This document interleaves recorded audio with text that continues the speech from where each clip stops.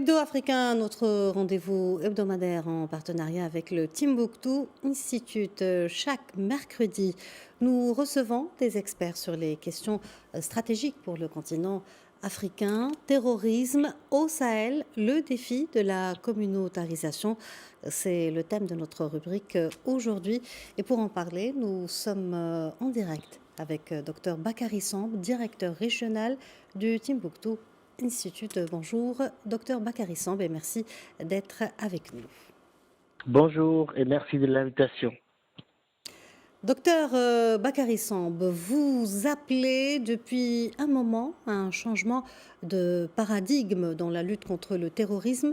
Le Timbuktu Institute, qui a mené beaucoup d'études à travers les pays du Sahel, travaille actuellement sur le paradigme de la communautarisation de ce phénomène. Quel en est l'enjeu? Oui, aujourd'hui, il y a un changement de nature et de stratégie au sein des groupes terroristes qui, avant, étaient dans une forme de coordination au niveau de la logistique pour pouvoir avancer sur le continent africain.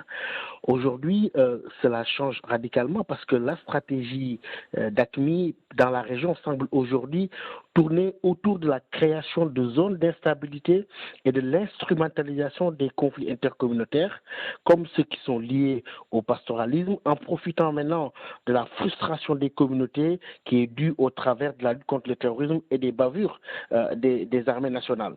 C'est-à-dire qu'aujourd'hui, il y a une forme d'instabilité politique qui permet à AQMI de prospérer en cherchant surtout des terrains propices aux alliances avec les communautés persécutées, où il peut y avoir une forme de jonction et de couveuse locale, et ils arrivent à se présenter de plus en plus comme des protecteurs des populations locales en proie à l'insécurité. Très bien. Vous soutenez que cette communautarisation est corollaire à la privatisation de la gestion sécuritaire. Pouvez-vous expliquer davantage ce phénomène? Oui, cette privatisation de la sécurité a commencé déjà avec le cas du centre du Mali, lorsqu'on a mis en place des milices d'autodéfense, les Gandakoy, la Ganda ISO, et plus tard on a vu les confrontations, en tout cas les affrontements entre les milices Dogon et certains Peuls, avec le massacre d'Ogesagou et d'autres massacres qu'on a connus au Burkina Faso, à Yorgo-Fulbé, à Solan, etc. Aujourd'hui, c'est-à-dire que le fait de mettre en place ces milices d'autodéfense qui, en lieu et place des armées nationales combattent les terrorismes, contribue à ostraciser certaines communautés qui sont stigmatisées comme étant des terroristes.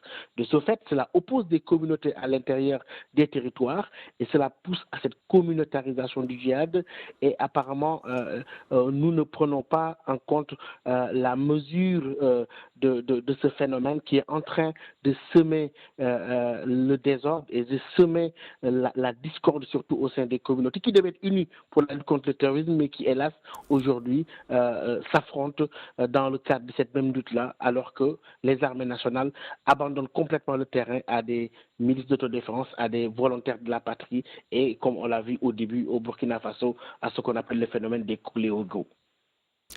Après ce que vous appelez l'échec des coopérations basées sur les approches du tout militaire, quelle alternative voyez-vous pour mieux faire face à cette menace qui déborde aujourd'hui vers les pays du Golfe de Guinée?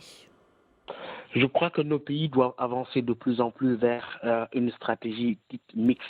Une stratégie mixte qui, en même temps, prend en compte les impératifs sécuritaires à gérer avec les urgences qu'on voit quand on voit le débordement sur le nord du Bénin, le Togo et d'autres pays, avec cette descente que l'on observe par la création de brèches par AQMI et d'autres groupes qui cherchent à s'installer dans les communautés. Donc, il faut gérer les urgences. De l'autre côté, dans le cadre de cette approche mixte, le deuxième volet serait la construction de la résilience communautaire en menant un dialogue assez poussé avec les communautés locales. Si aujourd'hui on considère qu'au Burkina Faso, ceux qu'on appelle les terroristes sont à 90% Burkinabés eux-mêmes. Il faut changer de paradigme parce que nos armées nationales s'entraînent autrement pour des combats qu'elles ne mèneront jamais de cette forme-là. Mais ce qu'il faut aujourd'hui, c'est un dialogue constant avec les communautés, une véritable résilience communautaire, mais qui partira des ressources culturelles endogènes, mais mitigera de plus en plus les approches du tout militaire pour impliquer les communautés afin d'instaurer un dialogue durable pour que la paix puisse revenir dans notre région. Docteur Bakary Samb, merci pour cet éclairage et merci d'avoir répondu à nos questions. Je rappelle que vous êtes directeur régional du Timbuktu Institute.